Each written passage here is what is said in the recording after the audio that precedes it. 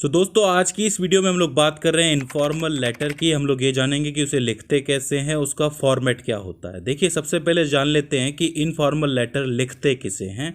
तो देखिए इनफॉर्मल का मतलब होता है प्राइवेट, पर्सनल, निजी। यानी कि जो लोग आपकी फैमिली, फ्रेंड्स और पर्सनल लोगों में से होते हैं उन्हें आप इनफॉर्मल भाषा में, इनफॉर्मल लैंग्वेज में लेटर लिख सकते हो, राइट। जैसे 80s की फिल्मों में माएँ लिखती थी। तो देखिए सबसे पहले समझ लीजिए कि इनफॉर्मल लेटर की लैंग्वेज बिल्कुल वही होती है जैसे आप अपने घर में अपने भाई से या बहन से या फिर घर वालों से बात करते हो, राइट।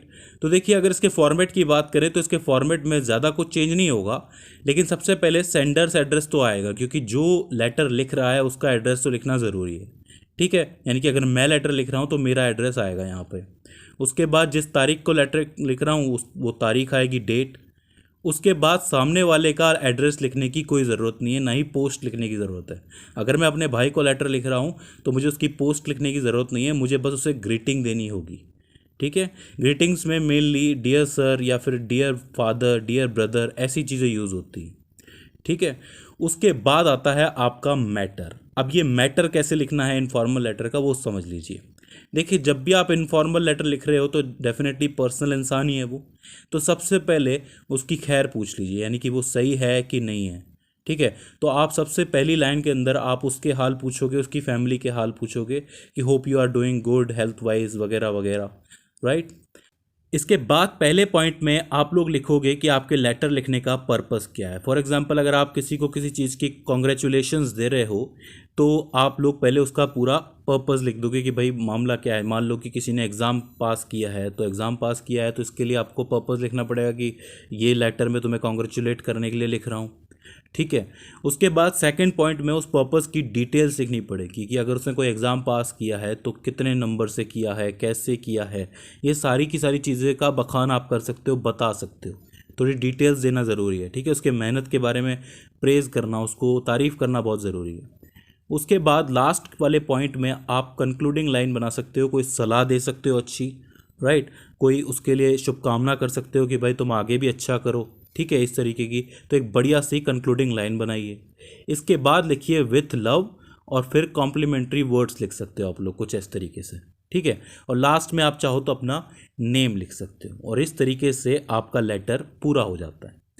अब देखिए इसके अंदर एक कन्फ्यूज़न ये रहता है कि ये जो ऊपर वाला पार्ट है एड्रेस वाला, इसको हम लोग लेफ़्ट में लिखें या राइट में लिखें। कई जगहों पे लेफ़्ट में लिख रखा होता है, कई जगहों पे राइट में लिख रखा होता है। तो देखिए आप इसको कहीं भी लिख सकते हो, लेकिन मेरी सलाह ये होगी कि आप इसको इस लेफ़्ट साइड में ही लिखो तो बेहतर है, राइट। बाकी अगर आप चाहो तो राइट में भी लिखोगे तो भी अच्छा लगेगा, ठीक है, वो आपकी मर्ज़ी है। तो इसके अंदर आपको बिल्कुल भी कन्फ्यूज़ नहीं होना है।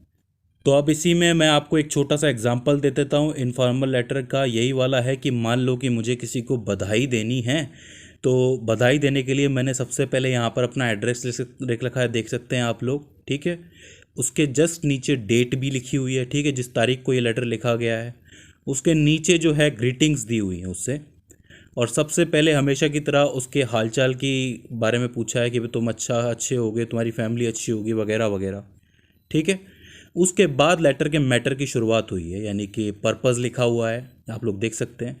इस पर्पस के बाद उस पर्पस की डिटेल्स भी हैं, ठीक है। उस डिटेल्स के अंदर ये बधाई वाली सारी चीज़ें दिखाई गई हैं कि भाई क्या क्या हुआ, कैसे कैसे हुआ, ठीक है।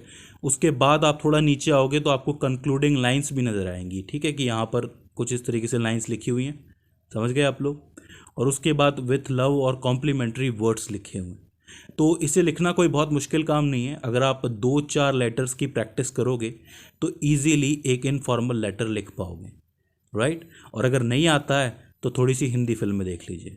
सो फ्रेंड्स, आई होप आपको ये वीडियो समझ में आई होगी और आपके लिए हेल्पफुल साबित रही होगी। इसके बाद भी इसके अंदर आपको कोई कन्फ्यूज़न आती है, कोई क्वेरी आती है, कोई दिक्कत आती है, तो आप हमें नीचे कमेंट सेक्शन में पूछ सकते हैं। सो फ्रेंड्स, आज की इस वीडियो के अंदर बस इतना ही। See you in the next one.